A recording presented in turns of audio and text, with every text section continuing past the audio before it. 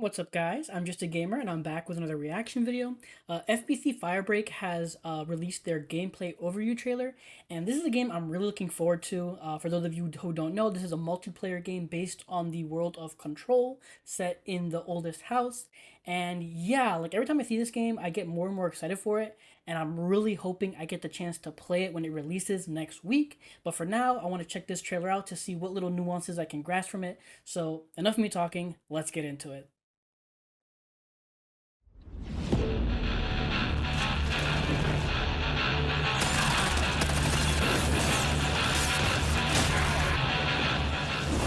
Hello from Remedy Entertainment. Wow, that was loud. I'm Mike Kayada, game director on FBC Firebreak, a cooperative first-person shooter for up to 3 players set in the iconic world of Control. Firebreak takes place within the oldest house, the impossibly strange extra-dimensional headquarters of the Federal Bureau of Control. 6 years ago, the oldest house was invaded by a hostile force known as the Hiss. In response, 6 the years. FBC instated an emergency lockdown, trapping the Hiss inside and turning the entire building into one giant crisis zone. That's where you come in. You'll be playing as a member of the Firebreak Initiative, a group of brave first responders who volunteer to take on the weirdest and the deadliest crises threatening the oldest house. Every crisis appears in the game as a different job for Firebreak. Ooh. These jobs function like game modes that you can customize in 3 ways. Clearance, which affects the length of the session. Corruption, which affects the session's modifications and randomization. And Threat, which affects the combat intensity. Of course, taking on longer and more challenging jobs will mean more opportunities for greater rewards. That's awesome. I love that. Next, it's time to choose one of 3 crisis kits for your Firebreaker to take into the field. The Splash Kit, which is good for extinguishing fires and removing harmful conditions from your friends. The Jump Kit, which focuses on mobility and charging electrical devices. And the Fix Kit, which excels at knocking back enemies and repairing machinery. Each of these kits is a saved loadout featuring a defined set of specialized gear and whatever gun, grenade, and set of perks you think suits its playstyle best. There is some customization Once there. you've selected your kit, you and your crew will arrive by service elevator to the job site, where you will be tasked with clearing a number of crisis zones depending on the clearance you selected. To clear zones, you'll work on its unique objectives and use your tool to efficiently repair broken machines like the shower, which is key to healing the team and removing harmful conditions. Or to charge batteries, like the one that lights up the ammo station, letting your team resupply faster. Or to douse the flames that buff your enemies and sometimes light your friends on fire. Now, if you don't have the right tool, you can still do the job, but it will be slower and definitely more dangerous. Once you've completed all of the zone's objectives, you'll be able to open a containment door and proceed deeper into the crisis. Okay. I like this. I like it. As you put down the crisis, more and more Hiss will be attracted to the area, sometimes including dangerous enemies that trigger job site lockdowns until exterminated. During combat, it is especially important for you and your friends to group up, as your resonance shields will become amplified while you're sticking together. And if any of you have upgraded perks equipped, you'll be able to share their effects using that same system. Oh, Upgradable wow. guns and grenades are your best options for pure damage, but your tools add a lot of utility to a fight, allowing you to stun, knock back, or escape the Hiss when things get intense, as they often do. I like how they're making it stick together. Like they, Each kit comes with its own altered augment, an I like that they tell you, like, it gives you a lot of bonuses for sticking together, because there's so many of these types of games, like not horde mode, but like, you know what I mean. There are these kind of extraction games where you go in and go and get out, where most of the time people just split up, and 2 people will go one way, one person will go another, and things can like go wrong very quickly. At least that's my experience. So it's really cool here that like you actually get bonuses. They give you incentive for sticking together. Like that guy going off, he's gonna lose his bonuses. So it's better to stick together. I like that, because in so many games, similar games like to this, I feel like too many times people will just go off and like you either by yourself or somebody's going off and getting killed and you both of you have to like go and save him or vice versa, and it's like I like the fact that here the fact that they're like, yeah, stick together. They really emphasize that. I really really like that. Extremely dangerous paranatural item that charges up over time, allowing you to deploy massive amounts of combat power during critical moments.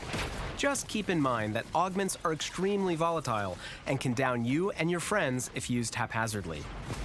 When playing a job with corruption turned on, you'll soon discover that not all altered items are under Firebreak's control. Firebreak will encounter various corrupted items during these jobs, which significantly modify the experience while active. Anything from causing corpses to explode, to lowering the gravity, to making sure that you don't cross the street when you're not supposed to. Corrupted items aren't affected by bullets or explosions, but you can chase them away if you find a Blackrock neutralizer. When the final objective is completed, you'll trigger evacuation. A large number of hiss will descend onto the job site, and you and your crew will need to make it back to the service elevator in one piece. Getting out alive is no easy task, and sometimes you'll face difficult decisions, like when to rescue crewmates in trouble and when to cut your losses. Back at Firebreak HQ, you'll have the chance to put whatever you collected to good use, unlocking or upgrading equipment and perks, or picking up new cosmetics to customize your Firebreaker. Of course, there are worlds more to discover inside the oldest house when you and your friends play for yourselves. So gear up, and we'll see you there. Oh, yeah, man. So why, but I'm really digging the music.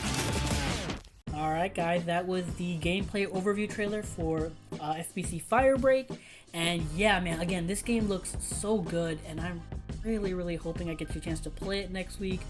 It's just I just don't have the money to buy it right now, and I might not have the money to buy it for a while, so hey, if you're feeling generous, please consider donating to help me buy this game in the link below. But no, regardless, this was amazing. I really liked that they really talked about some of the mechanics that some we knew already, but there were a few there that I was just like, oh, that's interesting, or like, oh, I didn't realize that. For example, like the whole Blackrock neutralizer and the fact of like the way you can customize your mission. I really like the parameters they set were like the clearance. So like, let's say you only want to play a short match or like however long each section becomes, like you don't have time, so you can just do clearance 1, but you want an intense a challenge during that short time, so you put up the corruption, you put up the threat level, or vice versa, where like let's say you want to just see what the whole level is about, but don't really want to deal with stuff, but you just really want to like forgive me, but explore and find the documents and learn about the world. You can set to clearance level 3, but just turn everything way down, so like you have that room to breathe, to explore, and to like learn stuff. I really like that. And yeah, I always been a fan of the fact of like when games they add difficulty levels, don't just boost up enemy strength or like or attack power or life, or extend their life.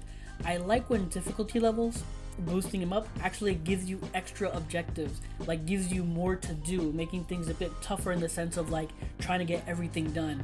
And not enough games do that in my opinion, and I really love the fact that this game is that's the basically core of this game, where like with the clearance level, I really really love that. And then obviously the customization, I mean, I figured they'd have some customization with like weapons, but your kit would be the same. But it was nice to see that you actually have a variety of weapons to choose from regardless of the kit you bring with you. I really like that as well. And just the game itself looks really good, and we even got a little bit of a lore thing. I mean, I'm pretty sure they said it before, but like this game does take place after Control. But 6 years, had we known that it was 6 years, because I remember at the end of the Control, Jessie even said herself that it would take a long time to like get the rest of the hiss out of there and get everything up and running. But man, 6 years, that's a lot, and it's really curious to know like if they're gonna show anything off world-wise of what's going on in the outside world and stuff like that. because we know that technically Alan Wake 2 takes place during this time frame when the Federal Bureau of Control is, you know, locked up tight. And then we also got a little sneak peek of some of the other missions, because until then we've only seen Paper Chase, we saw Hotfix, and we saw a little bit of another one that I can't remember now. I think it was Frequency Shift. But then we also saw that there's one called Freezer Duty, and there was another one there that we had never seen before, and I'm like, and there was one that's like blacked out, and I'm curious if that's, you know, future down the road DLC, or if that's one we have to like unlock after we've taken care of the other ones. Because I mean, it's been known this is a live service game. They will be adding more kits, if I'm not mistaken. They'll be adding more jobs, obviously, and just, you know, cosmetics and stuff like that. But yeah, like, I'm really hyped for this game. I'm really excited for it. Again, it comes out next week, and I'm praying and hoping I'm able to come up with the funds to like play this game, because this just looks awesome and I can't wait to play it. But those are my thoughts. That's my reaction. If you enjoyed this video, please leave a like or comment down below. I'd appreciate any and all feedback. Subscribe. I'm streaming on both Twitch and YouTube because I have not figured out multi-streaming. So if you like, you can follow me on Twitch at twitch.tv/JustAGamerInc, all together one word, or you can click link below. And on YouTube, just hit that notification to know when I go live. But what do you guys think of FBC Firebreak? What do you think of the gameplay? What do you think of the game in general? What are your thoughts on like control and what do you expect to or want to see story-wise in this game? I would love to hear from you guys. Leave any of your thoughts in the comments down below. I would really love to hear from you guys.